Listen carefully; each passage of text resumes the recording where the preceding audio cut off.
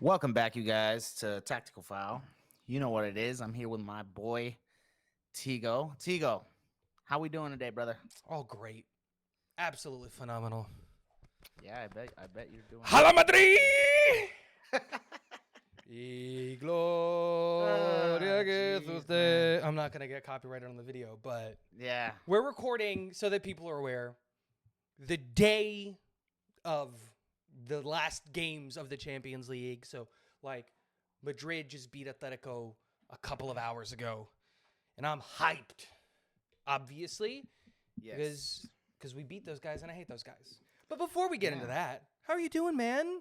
How are you feeling? man. Your team won yesterday. I feel great too, man. I mean, I think a lot of the predictions that I made this time around kind of came through. All We but had one a of lot of mine good did. games.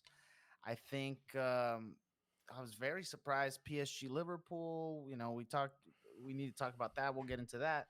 But just I'm happy, man. I'm happy. I feel like everything just kind of went to plan, except for Madrid kind of advancing. I wasn't expecting that. We both got one wrong. But let's talk about a game. Let's just dive right in. Let's talk about a game Yeah, that neither one of us predicted wrong. We both predicted right. You happen to be wearing their colors. Barcelona beat Benfica. I think going into this game, you were a little worried because obviously, like, this is a rematch of one of the games during the group stage or during the league phase. And, it was a 5-4 affair where you guys won. But I said I it think going into this game, and I stand by it.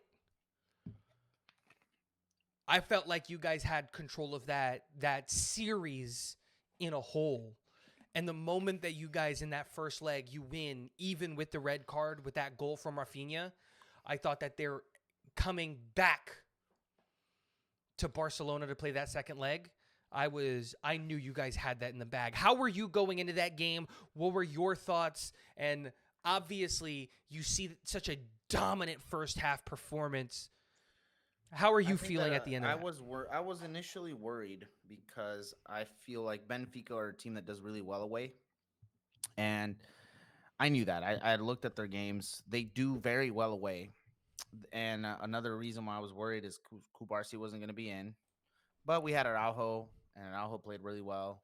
And so I definitely had a good feeling that we were going into this game and we were going to win it, Mm-hmm. but it was going to be a tough match. But where I think everything changed for me, where I was like, I'm sure we're gonna win this, is the fact that our doctor died Yeah. for that Osasuna game. And I feel like that just gave that team that more not moral boost because obviously, you get this like moral dip, but they went out and won it for the doctor because he was There was very, something you know, else to fight for. it was yeah, that now they had something else to fight for. So they went into this game highly motivated to win it. And I feel like we showed that in the second leg. We showed what we didn't show in the first leg, even though we played well because we played with with 10 men out there and now we played with 11. So, but I think that we went in there, we got the job done. And love how Rafinha played. I think Rafinha is doing really well. And obviously, I mean, the main guy we got to talk about right now is Lamine Yamal. I think Yeah, he I don't think how played I an don't outstanding game. I don't see And how we've yes, been this I how do we've been want to talking give about this credit game to this long and not Rafinha, talked but about Yamal. yeah, Yamal is just wow. It's insane to me. This game in particular, he went in and almost made a statement of like, hey, like I'm here. I can score goals too, because there's a lot of things said about his goal track or his goal record at the moment. It was kind of dipping, and he wasn't scoring a lot of goals, especially not in the Champions League. So, and in La Liga, I think he also had like a bad stint of not scoring any goals. I think to this day he hasn't scored a lot of goals in La Liga. No. But anyway, it doesn't matter. The kid, not dude, because he's a kid, Yep. The played child. so well against Benfica, man. I mean, he was just vibrant, and that goal he scored, man, is Messi esque. It was insanity, man. That boy is just out of I this didn't see world Messi. good. I saw Robin. That's what It was that goal. definitely a Robin, but It was Messi scores goals so like that. No, no, no, yeah, but Messi like scores goals like that too. when I was watching that game, I thought some of the way that he dribbles and the way that he moves really like I think going to the Messi is just I think it's easy and I think it's lazy. it was so, and I'm not saying that that's what you're doing, obviously, but like I think he just honestly reminded me of just how Robin played, and that might be my like Madrid bias because obviously like Robin played for Madrid and all those things, but just the way that he takes the ball, cuts in, cuts back out, cuts back in, cuts back out, takes it out It's to a his fair left foot, assessment. and I'm just not saying curves I'm it not in. saying that it to me it was Messi because yeah, it's Barcelona. You know, the kid is our reference. Well, no, I don't want to No, say he he's our is. reference player. He's your reference point. I think the team goes as far as he takes it. Everything goes through Yamal. Like even the Rafinha goals are only possible because of the work that Yamal is doing. And I think that that's why like I hate that narrative that's going around is like oh, is Rafinha the most important player? And obviously like let me be very clear, like I have a very very distinct hatred for Rafinha as a player, and not just because he plays for Barcelona, but that doesn't help. But like when you watch Barcelona games, and I've watched every Barcelona game this year, everything goes through Yamal. Like I don't think we're talking about just how crazy it is that a 17-year-old has one of the biggest teams in Europe, and he's the focal point. He's the like when Messi was 17 and playing on Barcelona, like he was like, and he was like the worst player on Barcelona. And that's not saying that Messi was bad. Like that's like the point of that is to say there's like they had so much there quality was just that Messi so wasn't. much talent. He was just a sub for Ronaldinho. Well, not even Ronaldinho. No, he they was played a on opposite sub sides. for- But like, But, but you get what I'm saying? And there is a legitimate conversation now that like, Yeah. dude, I think he's your best player. Like, and I don't think it's all that close. Like, I think that a lot of people are like, oh, stats, goals, assists, and whatever. But like, I think I don't that know, man. team I goes think as that- far as Yamal takes you, and I think that he can take you far. He's definitely the catalyst of our attacks. So I don't disagree with you there, but I think that Rafinha holds more weight in the team. And I say that because Well, 'cause he's an adult. and I think we've talked about this, so I don't want to go too into why I believe so. I think you know a lot of the reasons why I feel like it, but I'm gonna just be brief about it. I think his work rate Mm-hmm. and the leadership abilities that he has to this team. I think he's the guy that talks at huddles. He's the very vocal guy. And I feel like he's very respected within the squad from what all the information that I've gathered. As he should be. I think he's the very hardest well working respected player in on the your team. squad. And I think that matters. Totally. But I do agree that without Lamine Yamal, a lot of this stuff isn't possible. No. I think this team has a lot of key pieces to it. I think without Pau Kubarsi, we aren't as sound defensively because Mhm. we don't have a defender that has the ball technical capabilities to play from the back. Yeah. And There's I still think work to be done that's for Barcelona, important. but There's work to be done, but I feel like we have a lot of good key Yeah. pieces. I also feel like Balde is a very key piece to our attacks. Balde is kind of what Davies was for Bayern Munich at the moment when Mhm. Hansi Flick was coaching it, and I We'll think talk about he them brings later. in a lot of that versatility. yeah. No, I think A lot of Barcelona are doing players really, are really key. well. And we'll talk about their opponents because moving on from that Barca game, going into the Lille Borussia Dortmund game, I don't know if you got to catch it today. What a game. I didn't get to catch too much of it, but I have a lot of the information on it here on my computer. So let's talk about it. I wanna What see, a game. Because Jonathan David goes in there and scores within the first 5 minutes. Mhm. And I thought, honestly, the moment that game went in, I really, really like Chevalier, which is Lille's goalkeeper. I think he's phenomenal. I think he's going to get snatched up this summer to a team that needs like a goalkeeper for the future. Real Madrid, you should go get him. Lunin sucks. I hate Lunin. But like, I think Chevalier is going to do an incredible, incredible job. Jonathan David is going to go be the man for a team somewhere, and I think that he's ready for that step. 25 from Canada. I think he's ready for that next big team. And Who I do you thought think he fits best in. Just Will a I quick- think there's quick we'll question. save that for a different episode, but I think that there's a lot of places, honestly, that Jonathan David can But go. brief right now. I think top team. You think? I think I that think he'd do well in PSG. I think PSG probably needs someone that's a little bit bigger than Jonathan David. Jonathan David is like 5'9", And so like that, I think honestly, who should go get Jonathan David? Liverpool. Liverpool doesn't need a lot of height in their center. They need someone with like technical skill and finishing, and that's what Jonathan David is. So like super quick. Like I think Jonathan David would be perfect for for Liverpool if they're trying to replace Darwin Núñez. We'll talk about Liverpool a little bit later, and they should replace Darwin Núñez. And I thought the game was over, man, between Lille and Dortmund. But no, Emre Can comes in, smashes that penalty at the 54th minute. Bayer comes in, scores that goal in the 65 minute, and Dortmund's able to hold. And now you guys have an opponent against BVB who, let's not forget, last year were in the finals of this tournament against Real Madrid. What are you thinking about? Like, it's sad to see Lille go, but this kind of makes sense for around the range that Lille would get eliminated. Yeah. I think Dortmund played a hell of a game. I mean, I'm just looking at their stats here. I didn't catch that game, but wow, were they impressive? Now, against us, it's going to be different. Obviously, Totally. they're not going to be able to do the things that they were able to do in this game.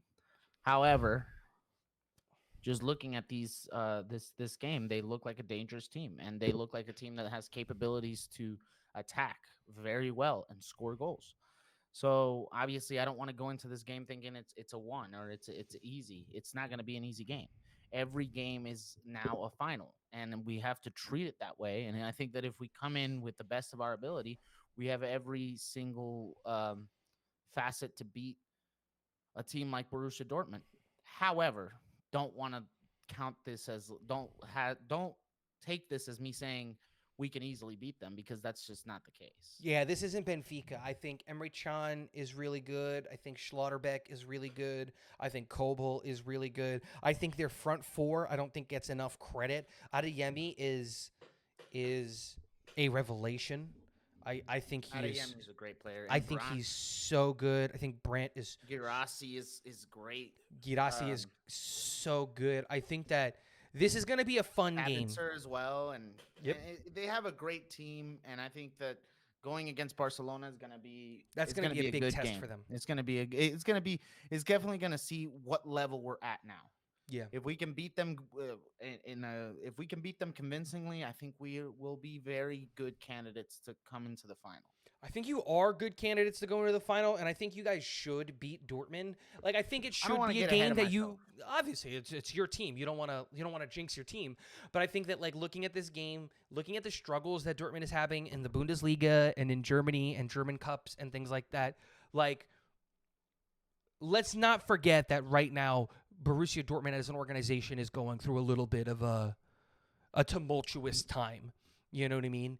And even though they were in the finals last year, I don't think that was necessary. Like, that same coach isn't there. A lot of those players aren't there anymore. You know what I mean? So, like, this is a different Dortmund team, but I think they're different in a good way. And I'm excited to watch that game. Moving on, staying on that same side of the bracket, Bayern Munich beat Bayer Leverkusen. This is one of the things, real quick, that I don't love about this, like, group stage and not being able to do this. I didn't like that we had a Spain on Spain and a Germany on Germany round of 16, because I think you could have very easily manipulated it so that it was like not that way. Like, I think you could have given Atletico Madrid Bayern Munich, and you could have given us Bayer Leverkusen, and I think the results still end up the same. I think Barcelona. I think Bayern Munich would beat Atletico Madrid. I think we would beat Bayer Leverkusen. But like, this is the one thing is just like we've seen this game a lot, and the Bayern Munich versus versus Bayer Leverkusen game has been so much fun to watch this year. And it sucks that both of these legs weren't that at all.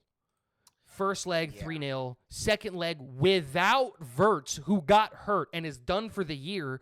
And so it seems like the Bundesliga is just wrapped up right now, because it doesn't seem like Leverkusen is going to go catch them.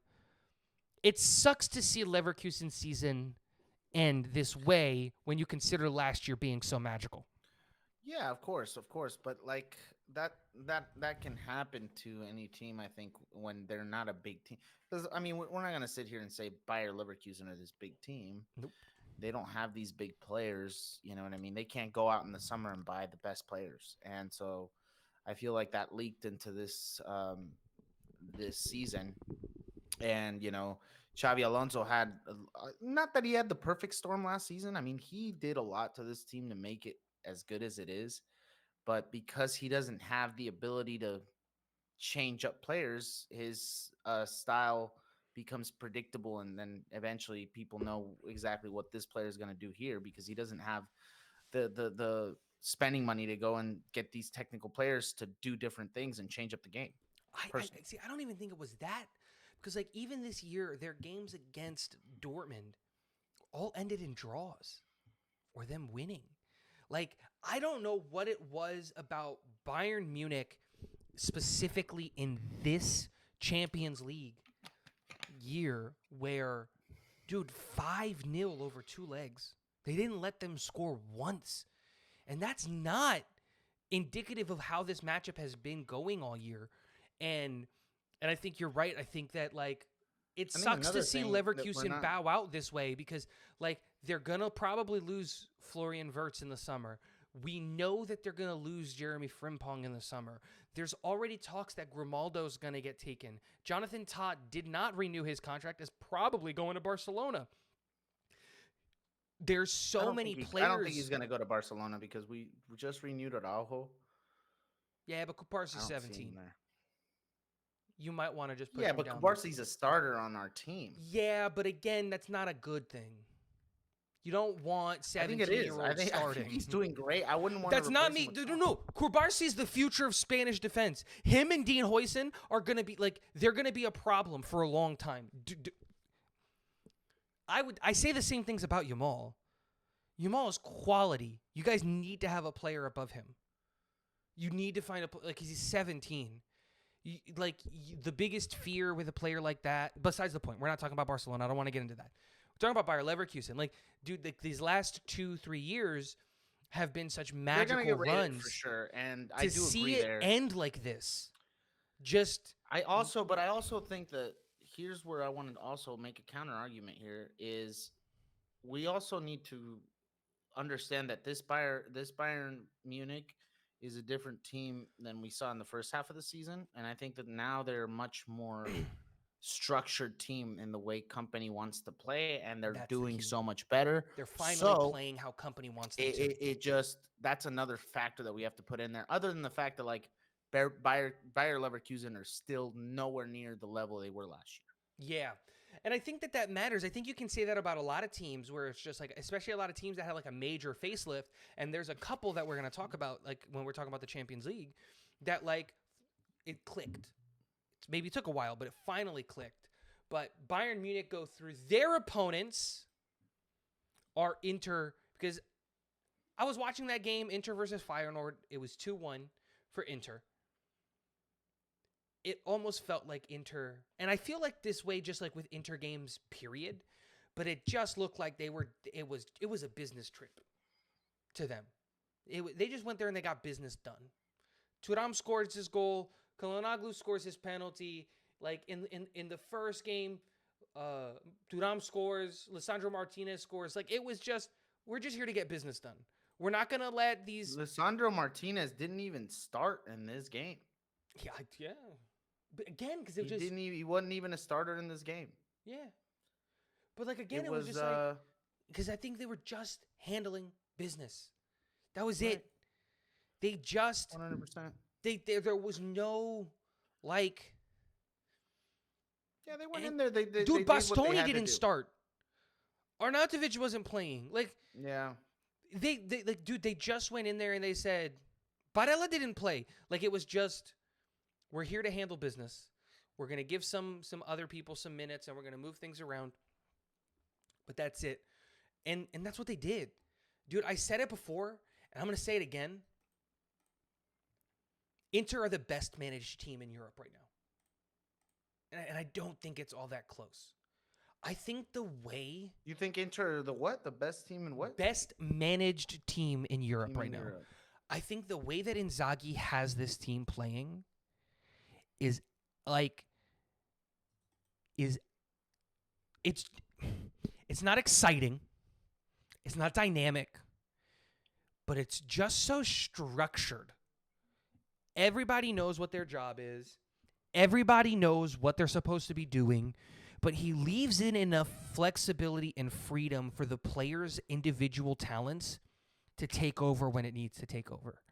And that's why it's been so much fun watching the Serie A and specifically Inter, because at any given moment, they have talent everywhere on this team. At any given moment, Turam can take over and score. At any given moment, Lisandro Martinez gets in a run behind, fights a dude off, and score.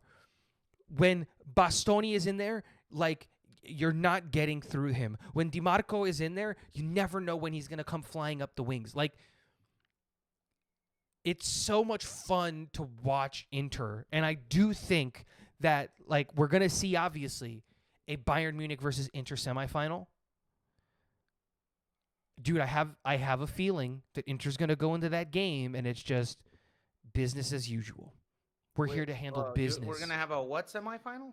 I'm sorry, quarterfinal. Bayern Inter quarterfinal, and that they're just going to go in there and they're just going to be, we're here to handle business. The same way that they treated Feyenoord. You really think Inter will beat Bayern Munich over two legs? I think they, dude, I think they handle business.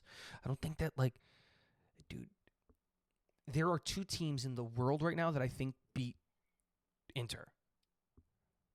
And Barcelona is one of them. And Bayern Munich is not the other one. Inter is one team out of this side of the bracket that we're on that I'm terrified of, because you should be. Yes. I think you guys can beat them. I don't want to say scared, but no, you should be. I'm hesitant to play against them because I think that Bayern are a team that we could still beat. Yeah. So I don't feel like I'm super afraid of Bayern like I normally would, though Bayern are still a power force. So I'm not going to go into that game also believing. But like Inter, just the way that Italian football for us, I think is hard because it's one of those things where you got to break down that defense. And if you're not breaking out on that defense is going to begin to break on you. And I think that Inter are just that kind of team. I think Inter just have these capabilities of being able to defend, being able to counter, being able to, like you said, score not at will necessarily, but they can. They Marcos Thuram is just a great striker. Lisandro Martinez is an amazing striker. So they're a team that I think that have those capabilities to put up a good game against us. Absolutely. And so, real quick, predictions on this side of the bracket. Who do you have winning, Bayern Munich or Inter? Now that we know what it's looked like on this side. Have your thoughts or opinions changed? It's getting harder. Before on the other one, I was like really like leaning towards Inter, but I don't know, man. I mean, Bayern Munich played exceptionally well, and I think they have what it takes to beat Inter. I think I'm gonna put them ahead of Inter. Interesting. So you and a Bayern Barca semifinal. Bayern Barca semifinal, I think. Interesting. Is that just because you want revenge? I mean, partially. Or is it because you're more scared of Inter? I'm trying to look at this face value. I feel like it's going to be Barcelona Inter. Yeah. But I want to look at this face value and say I think Bayern Munich have really good players and they're very well structured, and they have Kane, and I think that just with that they have what it takes to get past Musiala. Not to say Inter don't have what it takes to get past Bayern Munich, but I just think Bayern Munich beat them in the quality sense. Now, they're not as well managed as Inter, but I do think they have more quality than Inter, and I think that that's going to play a huge factor in this game. Interesting. Moving on to the other side of the bracket. What a game. Liverpool versus PSG. What? Dude. I have not been able to sleep because of this game these past 2 days because it blew my mind, man. I mean, I think that to me, this was the game that had the most quality that I've seen in the Champions League, personally. And I'm not just saying that because I like Luis Enrique. Yes. Yeah, you are. We know I like Luis Enrique. And that's partially why I think that his team are just playing like a well-oiled machine. And I just feel like this was two top sides that were playing top football with top players, and I think either team deserved to go through. I think Liverpool played just as good as PSG, though I do feel like PSG, to me, they dominated them in the first game. But again, that was like we talked about earlier. It was the game plan for Liverpool to just let PSG kind of run them through and just block It them wasn't out. even run them through. It was just let them have the ball. They weren't going to Let them do have the anything with ball, the yeah. ball, and they didn't. And like, I felt like they should have played that way again. I think that's the mistake that Liverpool They did. can't- Liverpool went they're to not, go they don't at. have when we talk about PSG Liverpool at had to win Anfield, that game. That's the thing. Like, to me, it was like you're going into a game where PSG, they need to come at you. You're at home. Anfield. But that's what I'm That's saying. the thing, Like, though. you're It's at like home. can't You play- don't need to do but anything. here's my argument: is like you can't play the way they played in the first leg at home, bro, with your stadium, with your people. You And I feel can. like Liverpool just embody that, like I, greatness of my thing is not like, doing oh, that. okay, fine. But that mentality, and this is not me calling you stupid. I'm calling the mentality stupid. The mentality is stupid. I That won't deny it. mentality is stupid and cost them the game. It did. And that may be true. Because, like, let's be I very mean, clear it's here. prideful. It's a prideful way of thinking. And let's be- I don't disagree, but I am very much that way. And if my team come in and they don't they sit back and wait, and and we've had multiple conversations about just the way we view football. But, I like, my know that thing- it is stupid and it can cost you a game for sure, no doubt. But I feel like those supporters either way are proud. I think the team played their hearts out. I think they Totally. played And I'm not very trying to well. take anything In away the from sec- PSG. In the second leg, the Or way Liverpool. that they played against PSG was much like they did at moments just outplay them.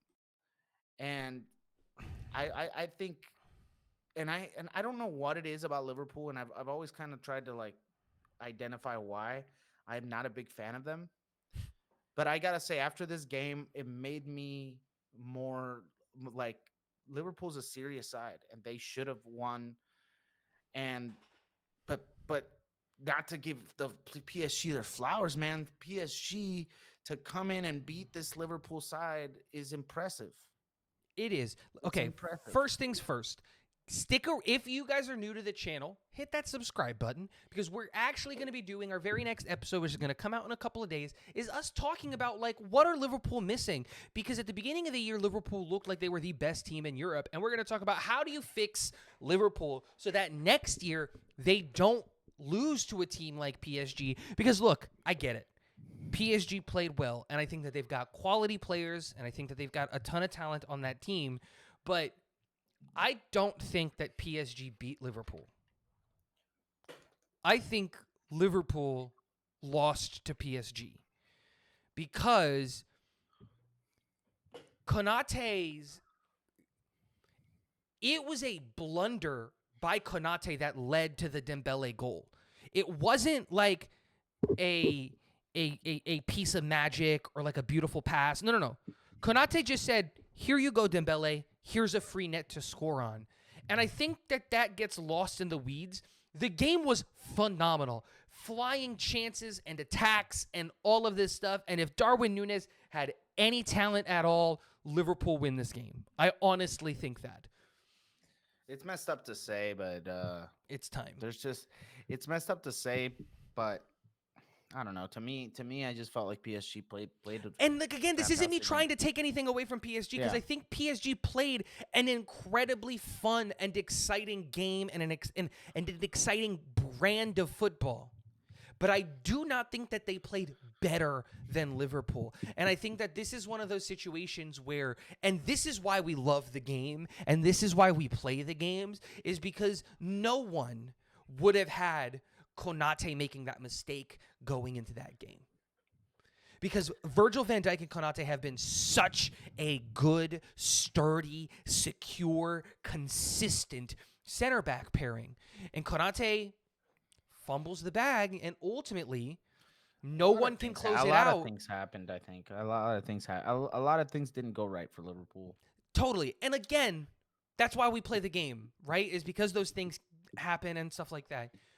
But to get to the pens the way that it went, and for them to essentially not score. Did they score a pen? They scored one pen. It ended 4-1. You know, like just Donnarumma grabs two of them, and it just the way that it goes. It's sad to see Liverpool go out this way, and we'll talk about it in that episode. So if you're a Liverpool fan, stick around. If you're a Premier League fan, stick around. Hit subscribe. It'll be coming out in a couple days.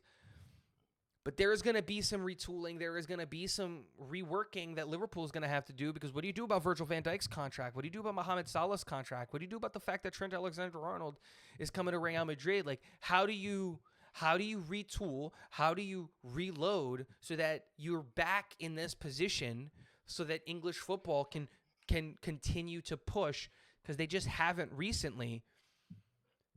But ultimately, PSG falls into this example that you brought up, which is, I know that Luis Enrique has been there a while, but let's not forget that the exodus of superstars that had to leave when he got there.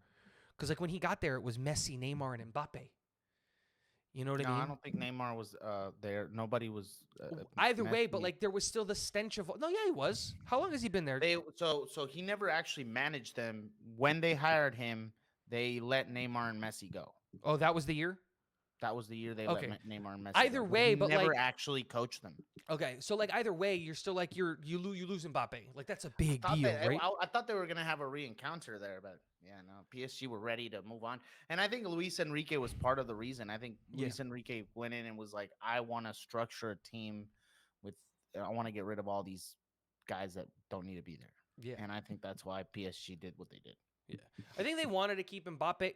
This is a conversation for a different They, episode. of course, they wanted to keep. But Mbappe like- to but it, like- we can go on a tangent. But Totally. But at like the I end of the think day, that that's this what is a happened. team that like at the beginning of the year struggled. We saw that in the league phase of the Champions League. They struggled to get things going. But the addition of Kvaratskhelia in January was like Yeah, the final made- piece it gave to them that. finally get them to play the brand Yeah. of football that Luis Enrique wants. And there's a reason Dembele is the highest goal scorer in 2025. They're playing an incredible brand of football. Now, can they keep it up? That's going to be the big question. They go For on sure. to face Aston Villa, who, let's be very clear, in this second leg, they went in that first leg and they handled business, right? 3-1 against Club Brugge in Belgium, right? Because they're a Belgian team. I got Yeah. that, right? In Belgium, they handled business. And then Club Brugge comes in full of piss and vinegar, red card in 15 minutes, game was over. Yeah. Game was over. Yeah, I mean, not a lot to say for Aston Villa. They're a great team, and they don't have the quality, I don't think, to make it far past. that's where I especially not disagree. PSG. But they played well against Club Brugge, and I think that they're a well managed side. Emery is a great. I think Emery is one of the best coaches to me. I think agree. he's a coach that has a lot of experience, and he has a good vision for the game, in my opinion. But I just don't see, and I know we've talked about Aston Villa being a completely different team since the January transfer window, but they don't Dude, I can- strike me as the kind of team to get past PSG. I And think they can do it. I think they've got the quality up front with Morgan Rogers and Ollie Watkins and John McGinn and Marcus Rashford and I don't Marcus think John Asensio. McGinn is that good. Huh? I don't think John McGinn is all that good. Like either way, keeping it going with Leon Bailey and Jacob Ramsey. Like I think that they've got They're a good team. They've I got don't- something that I think PSG kind of doesn't. I think Aston Villa has something that I think a lot of these teams that are left just don't, which is depth. That's it. They have depth. And a lot of these other teams don't have that depth. They don't have this ability to just be this deep. And I think that like they've got a lot of really, really quality players. And like this is gonna come down to I think this PSG versus Aston Villa game, because I think honestly, I think the quality of players in the same kind of realm, while I'll give PSG the nod. Because, like, I think Kvaratskhelia is really good, and I think that Dembele's been playing really well. But I think that Barcola, overall, I think these teams are really close. And I think that the X factor for this game is going to be the managers. And I think that Unai Emery is a better manager than Luis Enrique. But I think that whoever comes in with the better game plan, like whoever comes in with a better plan of how to handle the other team, that's going to be the team that wins. Like low key, but not really. This PSG Aston Villa quarterfinal game is one that I'm really, really excited to see because I think it's two teams that lack superstar talent but have a ton of quality with managers that are both really good. I'd have to disagree with you in two aspects. The quality aspect, I think Dembele is a world class player, man. I really do. I think he's a that superstar.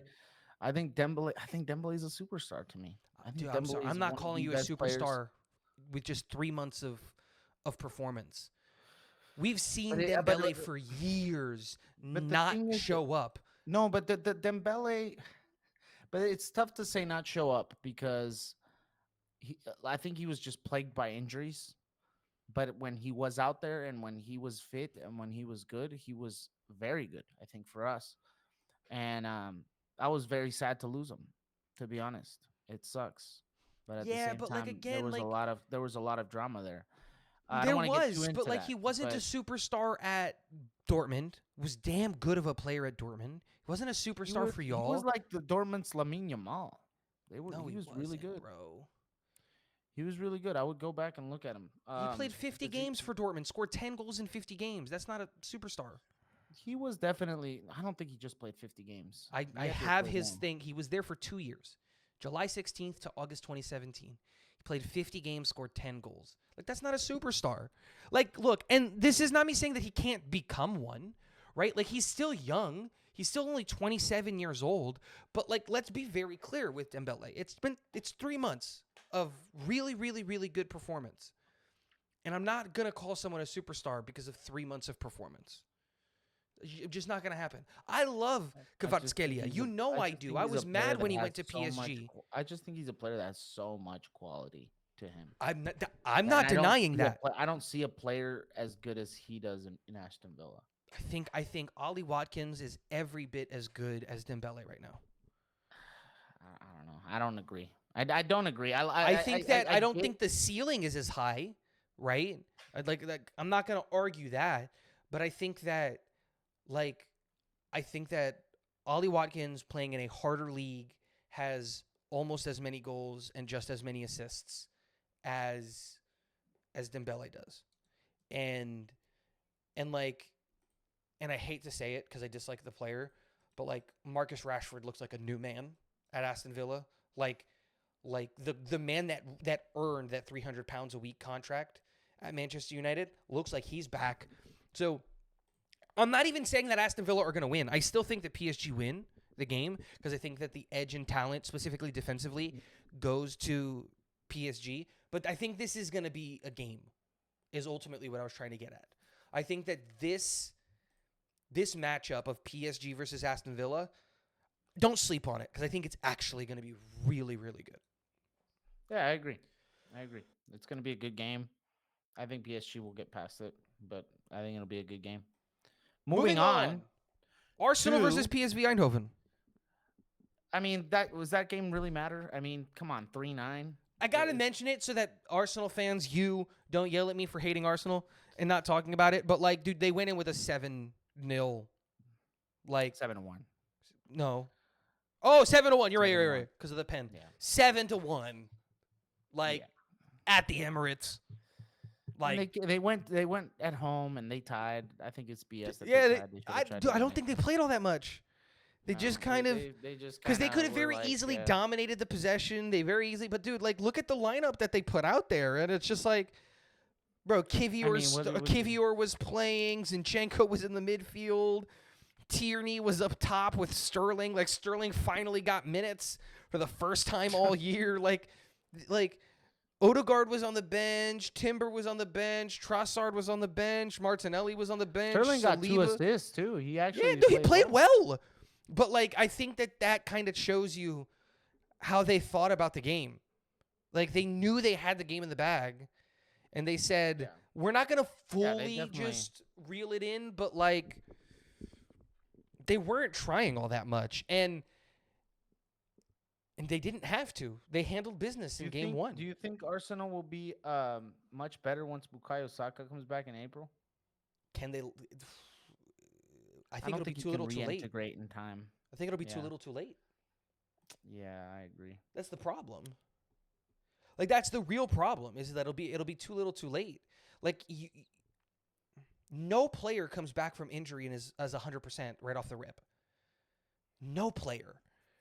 Yeah. And It's unfortunate for them, and they really screwed up by not buying a striker Multiple in the forwards. transfer window. Yeah, they really screwed up there because once they lost Kai Havertz, it was over, and I just wasn't expecting that. I think it was like, over well, when they I let lost Saka. Arteta be picky because they need to get a good striker, but it was his downfall because I just did not see Kai Havertz injury coming, and it came, and he had nothing to back it up, and now he lost the Premier League.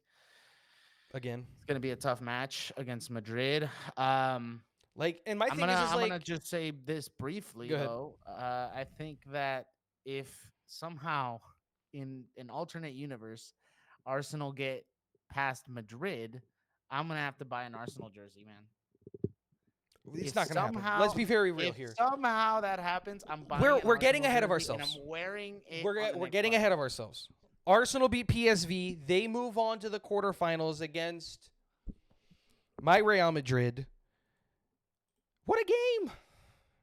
Not the game I wanted to see. Do you think it'll be a breeze for you guys? No. I think Gabriel and Saliba is the best center back pairing in Europe right now. And I don't you think guys that have there's a center back pairing. advantage in this game that you guys play the second leg at home. Of course.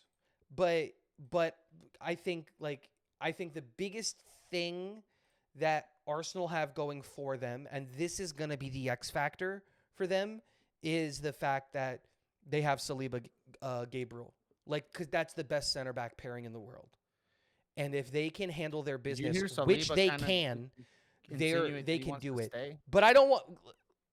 We're talking about Atletico Madrid versus Real Madrid, but let's not get ahead of ourselves, Arsenal fan. Can't stop talking about Arsenal. We're not there yet. I want to talk about my team because I'm not happy. All right. I'm very happy that we won the game, but I'm not happy that we were in that situation in the first place.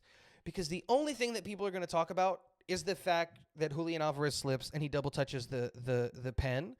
But like, I don't want that to be the talking point of the thing, because the reality is that, one, we should have had a pen earlier in the game because that was a clear handball in my opinion. Two, Vinny should have scored his pen. Like, what the hell are you doing? But more importantly, how do you let Conor Gallagher score within 30 seconds? How is that?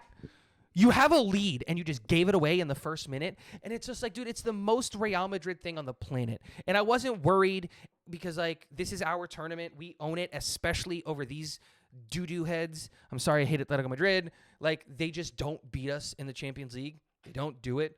Fun fact, since 2000 to now, Spain has made the finals, like a Spanish team has made the finals 13 times, and they've won 11 of those finals. Do you know the two teams that have lost in the final that are Spanish teams in the last 25 years?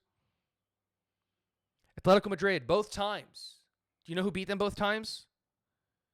Big Yeah. brothers, Real Madrid. Stay home, Atletico, you suck. That being said, like, one, I think it was an incredible game. Back and forth, so much attack, so much defense, like, from both teams. Jan Oblak, what a performance by him. I think he's the best goalkeeper in the world right now. I think it's hard to argue against that. Like, I think the way that he's playing right now, this is the best defensive team in Europe. Atletico Madrid. And, like, dude, it sucks. It sucks for them. I think Inter are better defensively than No. Atletico Madrid. No. I think And so. and I'm saying, like, statistically, like, they have allowed the fewest goals. Let me see actually because Look I it up, could've bro. sworn I saw some. They've allowed the fewest goals in Europe. They've allowed the fewest goals I in do actually Europe. want to look this up because I want to see. Let me see. So here's the stat. In the Champions League, wait, no, this is in the Champions League, they've conceded 1.4 goals per game. in La Liga for the all season. How do you concede 1.4 goals? Make that make sense. So like the average per match. Oh, okay, that's what I just said. I'm talking an average per match. Average per match, they've conceded 1.4 goals. Average.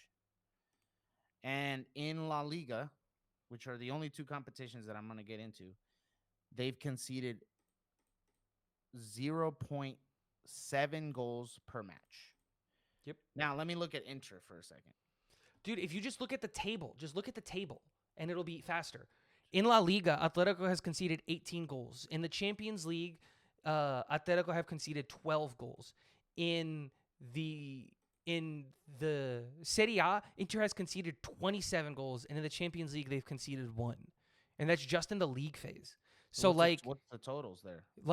It's 27 plus 1 plus 1. 28. It's 28. No, 28. And then Atletico is 18 plus, how many is it? It's 18. I just had it open. Where did it go? 18, 12, 30. So this game against Real Madrid is what put them over. But before these games against Real Madrid, they were the best defensive team in all of Europe. And it's just, I think Oblak is a big part of that. Dude, honestly, as much as I have But they aren't. But Inter are the best defensive team in Europe. I think now is the main thing, because we'll have to see. We'll have to see, because again, I don't know if you can say that, because Inter haven't. How they do against Bayern, but yeah, we'll have to. Inter are a very good Bayern. defensive team. No, I think they are, but again, I just think it really sucks that they had to go up against us. If you're an Atletico Madrid fan, this was worst case scenario, and this is why I said it earlier on in the podcast, where it's dude, I wish that they would have avoided this situation, because I think Atletico, maybe they take it to Bayern Munich. I think Bayern Munich would still beat them, but this is not the game I wanted at this point, if that makes sense. And we knock them out, good. I dislike Atletico Madrid, and we get to do that. And all of that stuff, but it was just it would have been nice if we delayed this game, if we put them on the other side of the bracket, or they put us on the other side of the bracket, because I think that should be something that they should try to do moving forward with the Champions League, is try to avoid intercontinental matchups in the round of 16. I think in the round of 8, in the quarters and in the semis and in the finals, that's what you want, big games and all of those things, and that's awesome. But in the round of 16, I feel like it's such a waste. Because, imagine if Real Madrid got to play Club Brugge and Atletico got to play Villa. Or reverse it so that it doesn't seem like I'm trying to be a favorite. No, screw it. I am trying to be a favorite. Let's say Real Madrid plays Bruges and then Atletico gets to play Villa. And while I think that there's a lot of quality in Villa, I think Atletico Madrid is better than Villa. You know what I mean? Or what happens if Bayern gets to play Lille and Leverkusen gets to play Feyenoord and Inter gets to play Dortmund? So you interchange the continents, the countries a little bit, so that you can. I'm not. It was never going to happen, but let's say Lille goes on a magical run and they're on the opposite side of the bracket, and the final is PSG Lille. That's a matchup, because both teams would have gone through war to get there. We're looking at an El Clasico final possibly, and that's a big deal, because it's going to be a lot more intense and involved. But look, well played to Atletico Madrid. I think that they did a really, really good job, and they just couldn't overcome Real Madrid, which is kind of the story of Atletico Madrid under Diego Simeone, which is being almost good enough and then not being able to overcome Real Madrid, and somewhere along the line there being a controversial call for them to look back on and hang their hats on.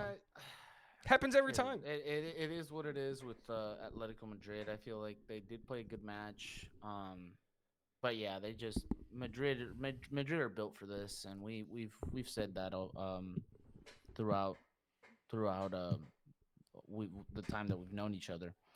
It's just Madrid just have capabilities of, and I think that's why I don't like Madrid in any sense of the form, because they're just such an unpredictable team. A lot of these teams, not that they're predictable, but when they're coming in good form, they'll come and win a game. And when it comes to Madrid, somehow that's always they have an X factor that's like doesn't matter.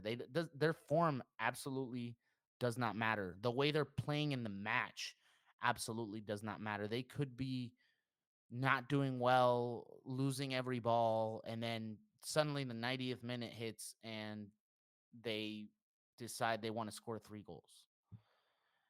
So I think that's what I one of the things that I hate about Madrid the most. But it's I mean respect credit where credit is due. Madrid pull out games in the Champions League. They pulled out this game. They were able to do it. I mean, was there controversy? Yes. Was the call unfair? No, because it's the rules. Did I think that it was minute? Yes, but whatever, you know what I mean? It is what it is. The foul was given. I mean, I'm not going to argue there. Atletico Madrid lost the match. They didn't put it away. They had the opportunities to put it away and didn't do it. And against a Real Madrid, any Real Madrid side, it's just not that's not good enough. And we've seen it time and time again for sure. So well played for Madrid, I think.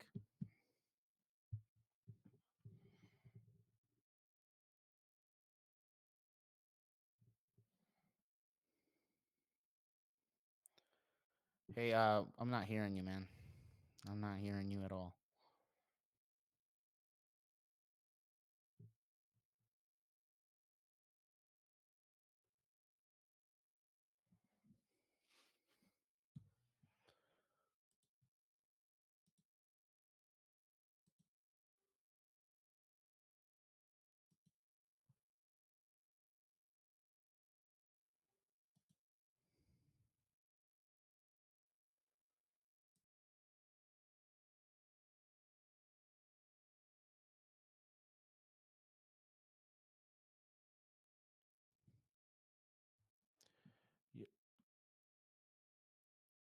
Oh, sorry, that was on me. I was muted this whole time, and I was just talking about because I had to cough. I guess the last thing we got to talk about is the Arsenal game versus Real Madrid.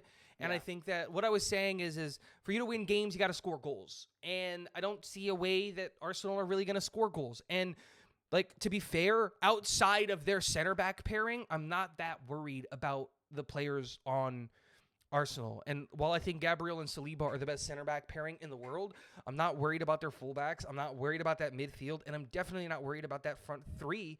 Like, even with Bukayo Saka back after missing 2-3 months, like, who is he going to be? Like, at what level is he going to be at? And so, like, that's my thing is just like, I'm not necessarily all that worried about it. And we'll be getting Danny Ceballos back for these games.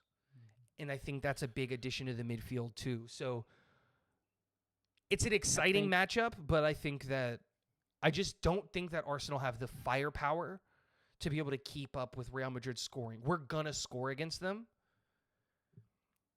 Can they score back? Because the set pieces haven't been working recently for them. And so I think that Mikel Merino's not a striker. I think that Arsenal have a lot of good capabilities. I can't look at them and say that they're capable of beating Madrid. I can say a lot of positive things about Arsenal. I don't think that they have what it takes to beat Madrid, especially unless Mikel Merino can start just it because it definitely started. It's starting to click for him as a false nine, but it's just not his position. So like depending on him to kind of be the catalyst of the attack is difficult. I think it just depends. It's gonna be up to the game plan and how Arteta's gonna want to go about this match to beat Madrid. There are ways to beat Madrid, and I think that it's a possibility for Arsenal, but I don't see them being a better team. They're definitely not by far the better team. They're gonna come in as underdogs. They're gonna have to try to find a way to respond to Madrid's goals because yeah, I think Madrid goals are inevitable, and they're just gonna have. Well, I don't know. It's gonna depend on the first leg for sure, what they can do At the in that Emirates. first leg. But I If just they, I don't see that first leg them even winning in the first leg. So No, I it's, don't it's either. hard. like because my thing is like, you know what made me really stop believing in Arsenal was 2 years ago when they didn't fire Arteta. But I think more recently, I think the thing that really was the way that they played against Manchester United. That was the game that said, "Oh, they're done. They're toast." You know what I mean? And like even today's game against PSV, I think you could have made a statement. Like if you went out there and you just shut them up, like you're out of the Premier League. It's done. This is the only tournament that you have left. Because they're out of the FA Cup, and I believe they're out of the EFL Cup. So, like, you're done. This is the only trophy that you can win this year. And to let Eindhoven draw. Like, and I know you had 6 goals on them. But to let that happen, like, I think that's a bad look, in my opinion. But I think they let their fans down at home. I agree. Personally. I agree. And so, but I, with all due respect, if they win against Madrid, I will personally go to their website and buy their official jersey, and I will wear it on the next podcast. Bro, And I you're will already an officially- Arsenal fan. You should I will just do it. officially, but now I will not be talking. I will not defend myself when you call me an Arsenal fan. I will literally be like, yeah, you're right. I think you should do it now. I think what you know is Nah. you're having a hard time accepting the truth of your Arsenalness, and you're trying to set an impossible standard. No, This no. small club I from think England that being I like the like pinnacle of Arsenal. I sport? wouldn't go as far as to say that I'm a fan of Arsenal. I don't own any Arsenal stuff. I don't know their history that like well enough for me to call them myself a fan.